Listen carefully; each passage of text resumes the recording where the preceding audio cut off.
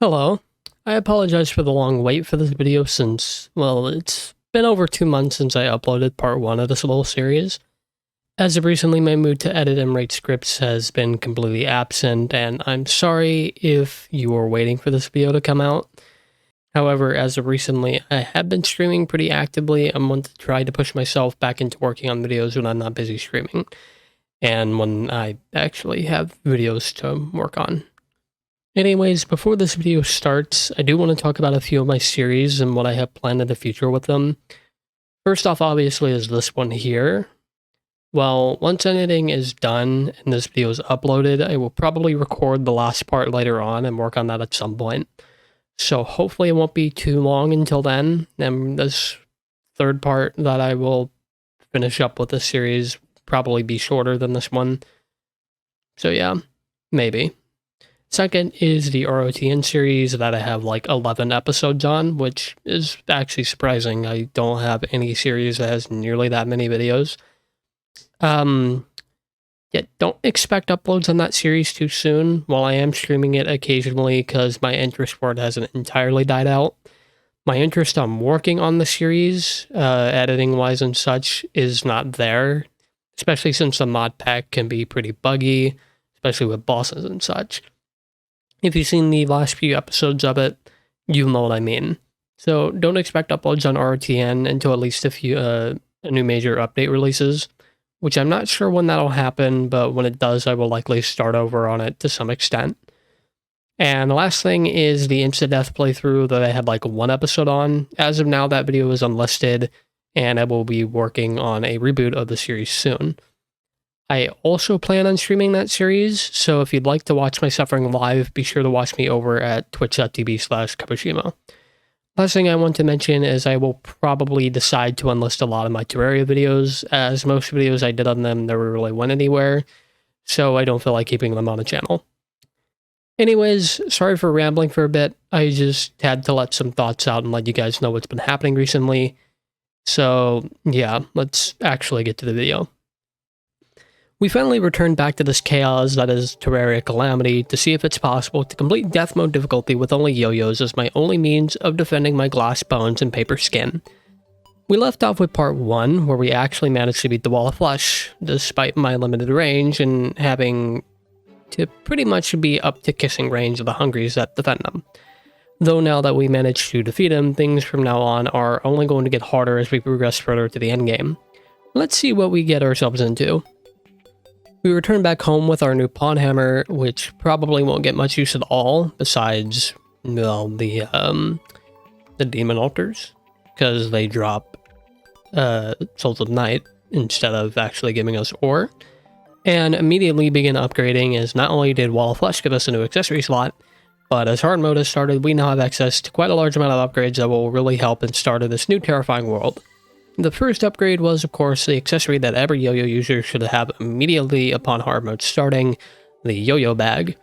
The only downside with the Yoyo bag is that in the Calamity mod, the Yoyo bag heavily nerfs all Yoyo damage, which will make sense as to why later.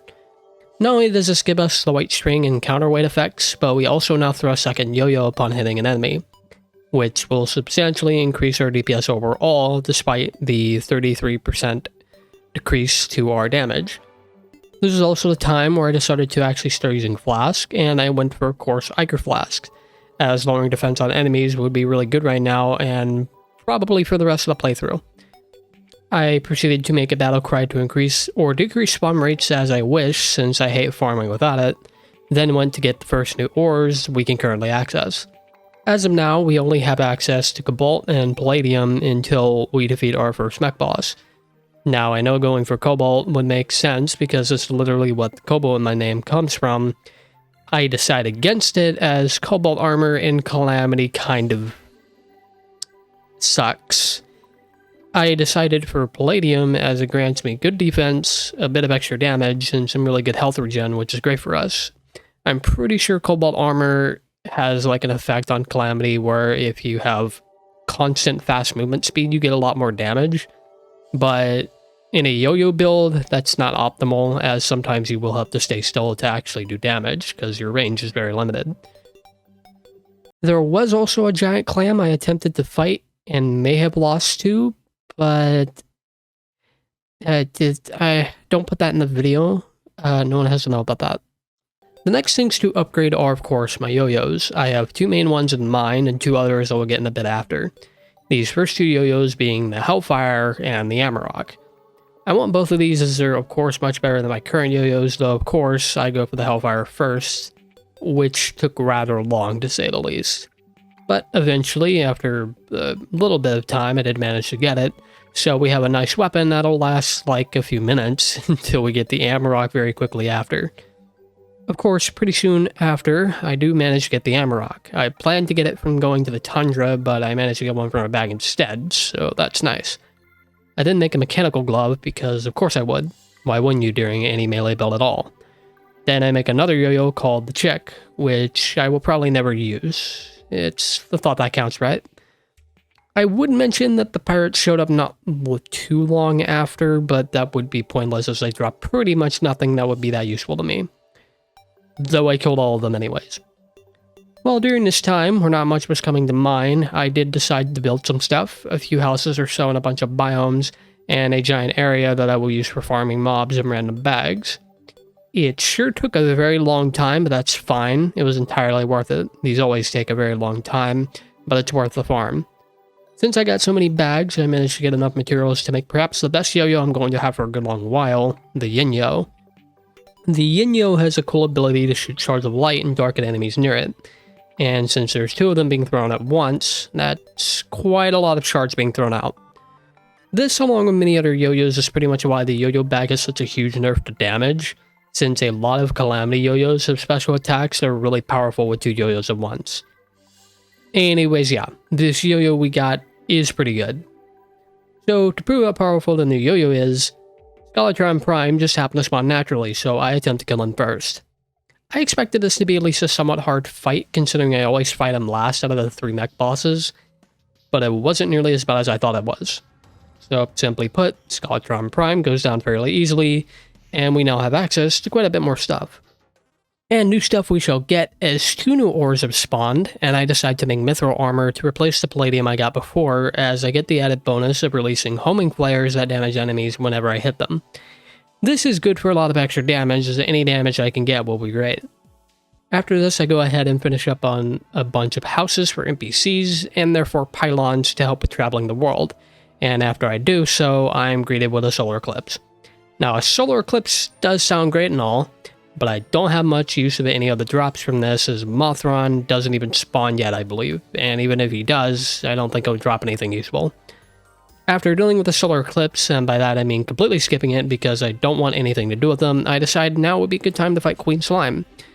Now, of course, this fight isn't all that hard, and she doesn't really give me anything that would be all that useful to me. So with the power of a perfectly balanced Yoyo, Queen Slime gets turned into a pile of her immobile and unliving self, and I move on. Immediately after Queen Slime, I decide to take on a foe that would be a lot more worth my time, and that of course is the Aquatic Scourge. Defeating the Aquatic Scourge grants me access to allowing the Tier 2 Acid Rain event to spawn. Now, while I absolutely hate the Acid Rain with a burning passion, I absolutely need to fight my way through it, as I require one of my favorite weapons to add to the arsenal. We'll talk about that in a bit once we get to it. As of now, I just keep slapping my toy on a string at the wet worm until it decides to eventually just turn into a pile of mush. And yes, I did die right after the fight due to poison or something, but don't worry about it. It's still a win in my book. I soon head back to my grave that's probably dissolved away by the rain and water by now and fight my way through the enemies that the acid rain throws at me. Again, I never find acid rain that fun to fight through, as dealing with the skaters and upgraded enemies from before that already annoy me to death is something that makes my hair want to fall out. Oh boy, if you think something like this annoys me this much, just wait until later in the video, it'll be pretty hilarious. Anyways, after a bunch of fighting through the enemies and rain that has somehow not turned me into a walking skeleton at this point, I eventually acquire our next really good Yoyo, the Sulphurous Grabber. This Yoyo has a pretty cool extra attack. It spawns bubbles around the Yoyo when in use, and certain bubbles it spawns actually buff the Yoyo slightly when the Yoyo touches them.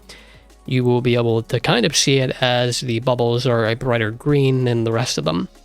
So not only do you get a pretty neat attack with the Yoyo, but the attack itself can make your Yoyo a little bit stronger if you can see where to navigate it. Overall, the Sulfur Scrabber is a fair bit stronger than the Yoyo is, so we made a good choice going for this next. Well, next up on the list is the Destroyer, and oh my good lord, why is he so fat? Okay, sorry about that. Anyways, the fight with the Destroyer goes as well as you expect. I died. Yeah, as it turns out, not having a lot of vertical navigation to work with makes this fight a lot harder, especially since he's so damn big. So while we may have died for the first time to a boss, I don't let him get away with eating my organs and give him another go at round 2. Now, while this was still a pretty dicey fight, I ultimately get the best of him and he will no longer be able to roam around and eat every NPC he can seek out. We'll just call this a draw after what we had to go through with him. I do feel a bit embarrassed dying to the Destroyer of all things. Now that we finally have access to titanium and adamantite, I actually decided to go with adamantite armor this time around. This may have been a good choice, as the set bonus you get from adamantite armor is pretty interesting, as it bumps up your crit chance depending on damage reduction, and dealing damage increases your defense. I've actually never used adamantite armor until now, at least from what I remember. Now to fight our next boss, Cryogen, as I need to defeat him to spawn cryonic ore in the world. I do love this boss. It's totally because I'm not biased towards ice-themed things or anything like that, I swear. Like, look at the background effects. It's so pretty, I often want to fight Cryogen at night just to look at the background. Anyways, Cryogen shatters before my Yoyo, and we go hunting underground for cryonic ore. With this newfound ore, I make our new Yoyo, the Shimmer Spark. Now, this Yoyo is supposed to shoot out stars when it's nearby enemies. This sounds cool and all, but with testing, these stars aren't that great. They're very slow and don't hit for much damage. It does look cool though, I will give it that. Overall though, this Yoyo I have already does a lot more damage. Not to spoil anything, but expect this to be a frequent occurrence where a new Yoyo is not as good as the Yoyo I had prior to it. Okay, so to those who noticed I didn't kill Crabulon before in the last episode, this one's for you.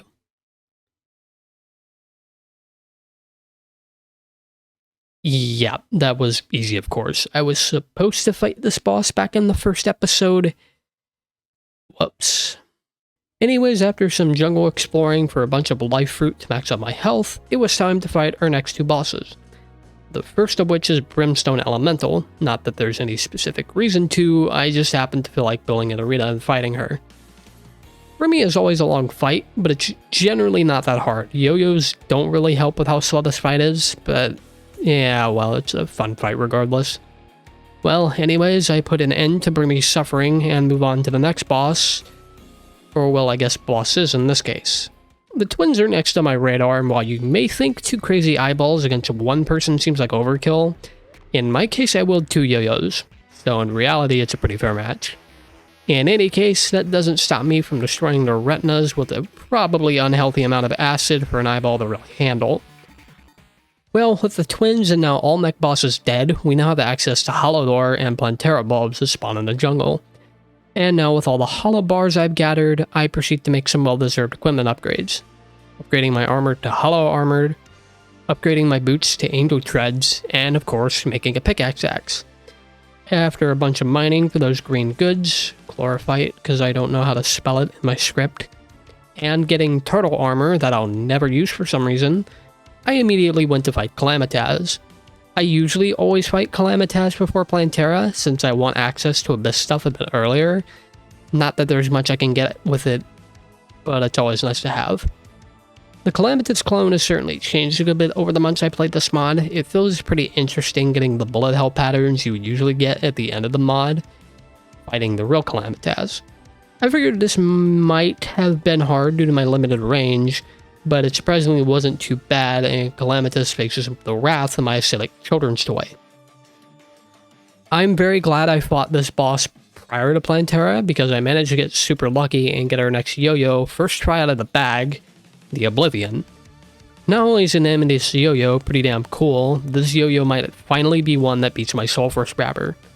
The only downside with this Yoyo is the lasers fired from the Yoyo do extremely high knockback, making killing some enemies a bit annoying, but overall this Yoyo is pretty damn good. Diving down to the Abyss, and I somehow completely forgot that using the Rod of Discord down there results in a one-way ticket to your soul exiting your body faster than you can blink. After a quick change of pants and a little of this farming later, and actually managing to get to the very bottom without imploding for once, which I'm not sure if you're supposed to do that by this point, but oh well, I head my way over to the jungle and give a really aggressive pink plant what for. Don't worry though, I managed to get the Yoyos before this fight, so we're all safe from any danger. Just kidding, that Yoyo sucks, but I got it just for collection purposes. Plantera is about as straightforward as ever, and even though she tries to destroy my lungs with gas on several occasions, I walk away with only substantial loss to my breathing. And now begins where things start to actually get pretty damn challenging. Now that we're at Post-plantera, it's time to get some upgrades? I'm going to be honest and say there's not a lot of things at this stage of the game that are good enough to seek out. However, I do go and find perennial ore because I want to make a new Yoyo, known as the Quagmire. From my experience though, this Yoyo is pretty underwhelming. It shoots out spore gas dependent on where the Yoyo is traveling. However, the damage on this is pretty low compared to my other weapons. Well, I did decide to go to the dungeon for a few things. I primarily wanted the Master Ninja gear, I think. I don't think I actually used it. And also another Yoyo called the Kraken. It's not a great Yoyo, mind you, though it does have pretty good base damage. It will suffer compared to my other ones, just like most of them do. I did also decide to fight the Great Sand Shark. Not that there was any reason to, mind you, I mainly just wanted the pet from him. Anyways, next boss, Anahita and the Leviathan. So I will say this boss is actually fairly challenging. It's not really a boss where it's usually short and hits really hard if you're not careful. In this case, while they still hit pretty hard, this was more of an endurance test for me, as my Yoyo does not deal a lot of damage to either of them. This fight was mostly me just trying to get adrenaline so I can actually deal some significant damage to them. This is also another boss that's not really necessary, as there's not many drops that are worthwhile to me, besides maybe the community accessory, but that's pretty rare. Well, after a pretty damn long fight, I finally turned Anahita and her Leviathan to food for the sharks below. After that, it was time to do a lot of arena building for our next... shit. Okay, it's time for me to go on a rant about this one. Oh my lord, I fucking hate this boss. I am so glad that they're changing this boss's mechanics in the next Calamity update because my god, this was abominable. I died so many times to this boss that I actually wanted to quit this playthrough right about here because I thought I was not able to get around this boss's attack patterns. I swear this fight was not play tested during this update, or this fight was literally rigged against me as I died to such bullshit patterns. This fight almost made me want to pull my hair out. I swear this boss sucks so bad. God, this boss fucking sucked. Being limited to a Yoyo from Ostrom Auroras is horrendously bad. Fighting him with literally any other weapon would have made this so much less painful. Well, besides maybe some exceptions. That being said, however, after over an hour of trying to kill this stupid boss over and over, I finally put an end to my own suffering and could finally move on. At least I got my jelly bean. Well, after some needed recovery with killing the Eater of Worlds for a warm scarf, because I needed that for an accessory, and getting a couple of necessary upgrades, I go to take on the Golem. The Golem is actually fairly challenging, mainly because after a certain point, it's very easy to start slipping up and lose all your health faster than you'd expect. While this fight can be a bit hard, it is absolutely mandatory to defeat him as I need new upgrades. One death to him later, and I give Golem the old Yoyo 1-2. After dealing with him, I took an immediate dive down to the Abyss, as I need Scoria ore for a lot of upgrades. This is like the most important thing I could have gotten. First off, I can finally make the Fire Gauntlet, so now I naturally deal like fire damage. Secondly, I can finally upgrade my armor to hydrothermic armor, as my current armor is not really that good. And third, I can make my next Yoyo, the Fault Line.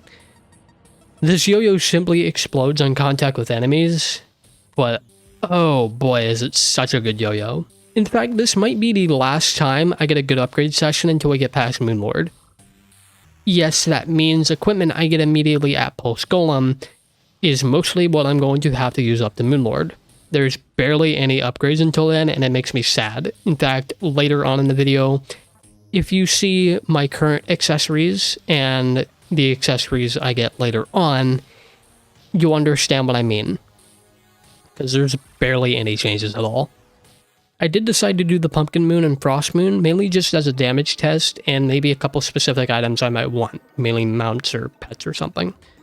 I'm just going to say the fault line goes really hard. It's actually probably one of the few yo-yos I would ever use in a melee class playthrough.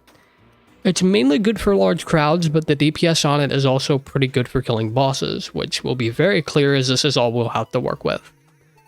Speaking of bosses, let's fight perhaps one of my favorite Calamity bosses ever, the Plaguebringer Goliath. Sure, it may be a glorified Queen Bee in a way, but the attacks are really straightforward and not all that difficult to avoid. It to me serves as a nice break from all the other bosses I've had to deal with so far, especially this little shit. Anyways, I take down the Bringer of the Plague, despite that doing absolutely nothing to get rid of it. And with this boss down, brings in another yo-yo to the arsenal, the Pandemic. I wouldn't say it's as good as the fault line, but it's not actually that much worse than it either. The upside with this yo-yo is that it inflicts the Plague debuff on enemies, which is a really good debuff as it deals really high damage over time. I'm pretty sure that this debuff can do like a couple hundred damage per second, which is really good for certain situations. Since it fires projectiles too, it gives it a slightly better range in some way, so in certain situations this yo-yo can serve as a good bit of extra damage. I do some damage testing with it on the solar eclipse, and do end up actually managing to get the Eye of Cthulhu. Not the boss, the yo-yo. Of course, as it's a vanilla yo-yo, it's not the most viable weapon to use, so it's pretty much just for collection only. It does have some good base damage though. Next up on our hit list is the Empress of Light. I'm going to be honest and say I've only fought this boss a small few times since 1.4 came out, as I've hardly ever played through all of 1.4 in my playthroughs. Though I do have some experience with this boss, so I'm not completely screwed. Sure, I do end up dying once, but sometimes you slip up a little and need to go again. Which I do. And she pays for killing me with her own life, though less fair in her case since I actually get what she has on her. Next boss is of course Duke Fishron, and it goes pretty smoothly as I find this boss pretty damn easy most of the time. It's funny because back when this boss first came out and I tried to fight it, I literally couldn't beat him no matter how hard I tried. Though this was so long ago, I kind of forgot all about it, but Duke Fishron still pays for killing me so many times back when I was just a child. I'm pretty sure this was back when I played Terraria on the Xbox 360. Can't fully remember. But as such, Duke Fishron becomes shark food like the Leviathan before him, and we move on to our next boss. Next up is the Ravager, and yes, you may have noticed at this point, it's basically a boss rush from here, as there's barely any upgrades to go for until we beat Moonlord, sadly. The Ravager, however, decides to actually put up a fight, as this is another boss I have one of the worst times with fighting. Something about his attack patterns really throws me off and makes this fight really hard for no good reason, especially the rock walls, I guess. Though of course, a few deaths later, my brain finally grows some damn wrinkles, and I put the Ravager down, as he's basically a horrendous abomination that should not exist. I think I just completely mispronounced abomination. He does give a good amount of materials from the GOG drops though, so I make sure to get a few of his bags for them. After a bit of farming for Cloud Elementals, as I think I wanted the pet that they drop, it was now time to fight another one of my favorite bosses, Ostrom Deus. I remember back in older updates you had to fight like 10 or so different small worms during this fight, and now it's so much different than what it was. But I'm not complaining. This boss is a ton of fun, and the design of him is pretty damn cool. Not only that, but he drops a few things I would like to get. After a little circling around the boss, or bosses, they soon fall, and I head back home to get more bags for one specific weapon. That weapon, of course, being the microwave. I mean, it's a yo-yo that literally makes microwave noises. What's not to love about it? Well, actually, there's one thing I don't love about it. It's pretty damn bad. You spend all this time fighting to Ostrom Deus, and while a cool yo-yo in terms of aesthetics, the damage on this yo-yo is terrible, sadly. It's fun to play around with, and probably also fun to annoy the hell out of friends with if you're playing multiplayer, but it's not useful during pretty much any fight at this point. The damage is so low on it that I never used it. Anyways, a little bit of Martian madness later, and it was time to deal with the lunatic cultist. Of course, though, he's mostly always a pushover, so I'll just say he didn't put up too much of a fight and gave up after a little bit of struggling. He did, however, drop his pet, which I highly appreciate of him, as it's one of my favorite Master Mode boss pets. Like, you literally get a Phantasm Dragon. That's super damn cool. Well, now time to finally deal with all the pillars to get to our last boss of today's episode, and finally push through said boss to get some damn upgrades. First off, Solar Pillar, as that makes the most sense since my character is melee based. Solar Pillar is, well, at least this time anyway, is not so bad since I don't have to deal with the really awful projectile deflection that some of the enemies have. Second one we deal with is Vortex, which is a fair bit harder, and I end up dying from this one as I really hate alien queens, and I really hope those things that spawn above you when you're in a close space to zap you or spawn babies at you. Like, why is that a thing? Next thing I wanted to do was make a sky bridge, as I needed plenty of room to fight Moonlord and later, and space is about as open as it gets once you clear out some of the planetoids and floating islands. It would also probably be nice to make like a really long runway just on the ground, but it's not a big deal. Space is good enough, and I'm gonna need it later anyway. Next up was to deal with the Nebula Pillar, as creatures that teleport constantly and other creatures that want to feast on the few brain cells you have are pretty horrifying to deal with. Along with those like creatures on the ground that spawn projectiles that follow you that you never see because it blends in with the ground and such. And lastly, the Stardust Pillar, as I wanted to keep a good amount of my health when the Moonlord spawns in after the shortest one, because it's a pretty easy pillar overall for pretty much any playthrough. Spoiler alert though, it did not help matters. Moonlord is certainly a fairly hard fight in general, with just Yoyos however, it's pretty damn bad. This wasn't as bad as Ostrom or Horus, but it wasn't too far from being as tedious to deal with. This fight was mainly just making sure I killed his hands and eye at about the same time to improve my chances pretty highly, and also not flying into as many bombardments he sends at you for some reason. The main issue of this fight was pretty much just having limited range, because you're limited to how far your string decides to go. So you're pretty close to him all the time, and it's really hard to like dodge his attacks. Not only that, but you're completely limited to the fault line and pandemic most of the time, which are Yoyos that you get right after Golem, which aren't the best against a boss a fair bit ahead of Golem. However, after about half an hour later of fighting him quite a few times, the Moonlord finally falls, we get a new accessory slot, and I open a few more bags to get our new Yoyo, the Terrarian. Our future battles and triumphs, however, shall wait for another day, as we finish part 2 of our adventure. This is proving to be quite the challenge now, and we still have much harder bosses to contend with later down the line. This is probably going to get really challenging. Anyways, I apologize once again for the long wait on this episode, and as I said before, editing and script writing wasn't in my mind for a good while, but hopefully I have it all back. Regardless, thank you all so much for watching, and I should plan to release part 3 sometime in the coming weeks, if not sooner. I will see you guys later. Take care.